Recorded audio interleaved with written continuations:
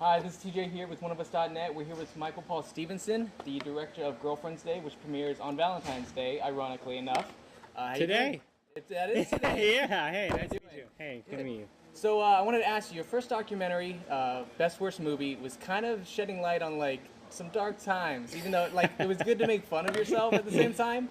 But there was some kind of like voyeurism there, you know, and especially with this one, the lead character Ray watches bum fights. I mean, is there something? What appeals to you about voyeurism?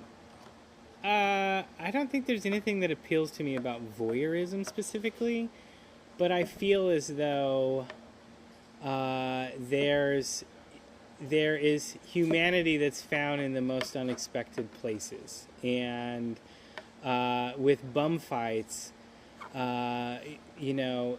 If you were to ask me, I mean, there's humanity and there's darkness found in unexpected places. And if you were to ask me who the villain of this movie would be, or who the worst, it would be the person who is orchestrating the bum fights, that college kid. Like, I in my mind, because I feel like Shitfoot, as silly and as ridiculous as that name is, you know, when I feel a lot of warmth from that guy, and when he reads the card and when he smiles, like there is something very sweet about it, even though it's very sad. And so I look at something like bum fights, and it's dark, obviously, but it really exists, right? And it's sad. It's you know, and it's central to. It informs us a little bit about Ray's character. You know, he watches bum fights because it's the only thing that makes him feel a little bit better. Right. You know, it shows you the type of state he's in as a character. I guess I don't know. It's making a whole lot about bum fights. But. It's so telling that it ends on him, right. on Shitfoot. Right. And it really just draws it in. It's kind of like a note that you didn't see coming because it's so uppity beforehand. I'm glad you said that. You know, what I loved about this script that was originally written by Eric Hoffman, Philip Zlotarinsky, and then Bob. You know, they've been working on this thing for years. I only got involved in it 5 years ago, and when I read it, it just continued to surprise and make me smile in a way that I didn't expect. And that's fun. It's fun when you can try to tell a story that ultimately people say, I didn't see that. I didn't expect that. And that's how I felt when I read the script. So you're talking about Bob and all the people that wrote it. So you're directing a script that's pretty heavy in terms of comedic writers. I mean, the Mr. Show people backed it. If they read a script that's this strong, how do you get your own voice in when you're directing something that he also produces it, right. And he wrote it and he started. So right. How do you put your own stamp on it? Well, for me, I had, you know, when I got involved, and this shows you the type of person that Bob is.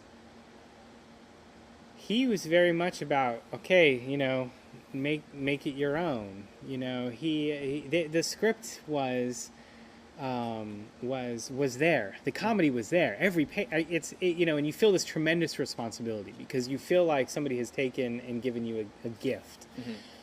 But what my job was, where I felt the responsibility was, how do you build a world around this absurd story that sure.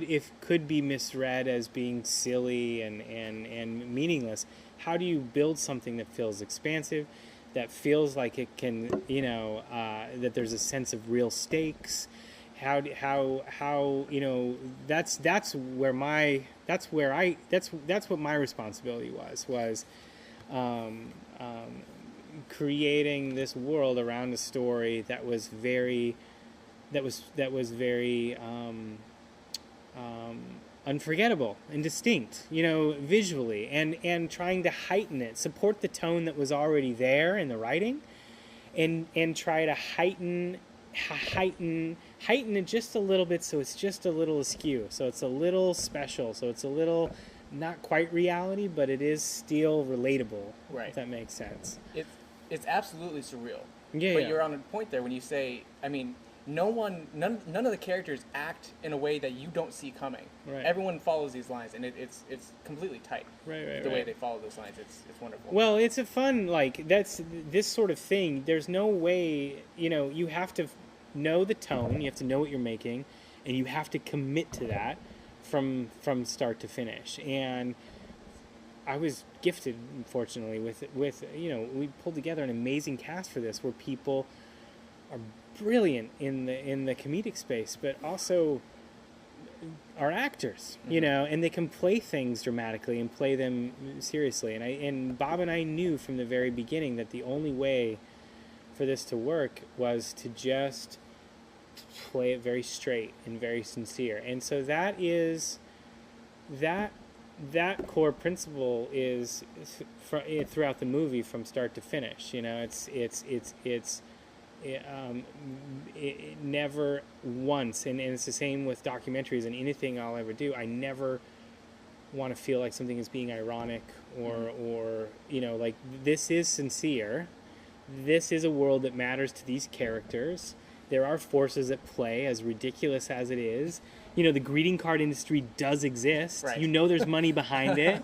There's probably been a murder that you could connect to a greeting card somewhere. Who knows? There's a billion people. It's That's had to right. have That's happened. right. It's had to have That's happened. right. And so for me, it was fun to look at it and say, what are ways in which we can relate to this absurdist world in ways that are both memorable visually and emotionally resonant as human beings. Like, these themes that are in the movie are themes that are in a million movies that we've all seen. They're all things that we can relate to in some way. You've done 2 documentaries so far. What's a similar problem that you faced in documentaries that translated over here that you didn't see coming? Because the styles are completely different. That's right. So what's a problem that helped you making a documentary, helped you hear that you just, wow, who knew these dots could be connected? With documentary storytelling, one of the things you learn is you have to be very fast at solving problems, and you also have to look for ways maybe to get what you need, in terms of, like, unconventionally. I hate to say it, but Werner Herzog says, when he makes a documentary, you bring bolt cutters because you have to get into some place to get that shot. You get the shot. And so documentary, you're used to this sort of pushing it as far as you can within your resources to get what you need to get, right? With narrative, you're constantly solving problems in one way or another, or challenges. And I think, having worked on a much smaller scale on the doc side, you get not used to, but it prepares you for having to solve problems really quick, right, and just stick to them. And then also push, when you're making a small movie and you have 20 days, you're continually thinking about, what can I do more, and so there may have been a shot in this movie that we stole, there may have been, and you're that, had I not worked on a smaller level on the doc side where you just run and gun, you just get what you, I may have not had as much confidence not confidence, I guess sort of willingness to go out in the middle of the night with my DP and shoot an establishing exterior, right, because we didn't have a permit or whatever it was. And so there is a